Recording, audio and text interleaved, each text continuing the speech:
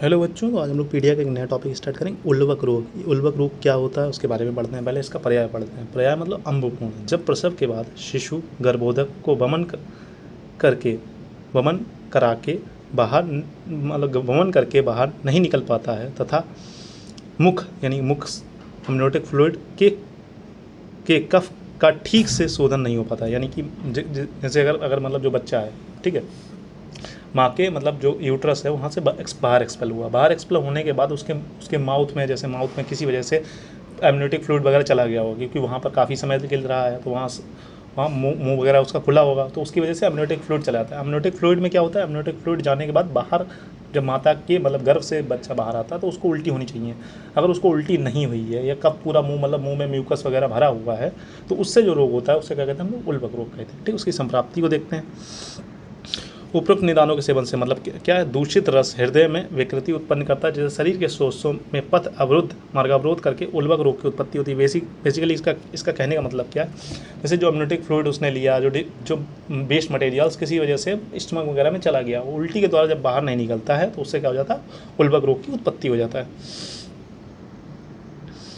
इस व्याधि को आचार्य ने सहज व्याधि माना है। सहज मतलब कॉन्जाइटल व्याधि, क्योंकि ये माता के पेट से होती है इसलिए इसे कॉन्जाइटल डिसऑर्डर माना गया। ठीक है बच्चों, 3 माह से कम में एनएस से नेबुलाइज करना है, नहीं तो बच्चे की मृत्यु हो सकती है। ठीक है, नोट करने वाली बात है, अगर आप उसे नेबुलाइजेशन वगैरह करते हो मतलब तो उसे कैसे करना है, अगर 3 माह से कम है तो उसे नॉर्मल सलाइन से करना है। 3 माह के बाद ब्रोंकोडायलेटर का इस्तेमाल कर सकते हैं, नेबुलाइजेशन के लिए कर सकते हैं। ठीक है, इसकी चिकित्सा कैसे, शिशु का स्नान एवं अभ्यंग निषेध। इस समय शिशु को स्नान नहीं कराना है और अभ्यंग नहीं कराना। अभ्यंग कराओगे क्योंकि उसके जो स्टमक वगैरह है, जीआईटी वगैरह में पहले से इतना अंदर मतलब इतना भरा हुआ है, पूरा स्रोत अवरोध हो रखा है, तो उस समय आपको अभ्यंग वगैरह नहीं करना चाहिए। शिशु का स्नान इसलिए नहीं करना चाहिए क्योंकि उसके अंदर से पहले से इतना लिक्विड भरा हुआ है, फिर पानी जाने का ज़्यादा खतरा रहता है। ठीक है, श्रोतोशोधन, अजामूत्र अल्प मात्रा में प्रातःकाल देना चाहिए। देखिए नॉर्मली जो आचार्यों ने लिखा अजामूत्र को देना चाहिए, लेकिन ये काफ़ी परगेटिव टाइप का होता है। अजामूत्र हो गया, गौमूत्र हो गया, परगेटिव टाइप हो गया।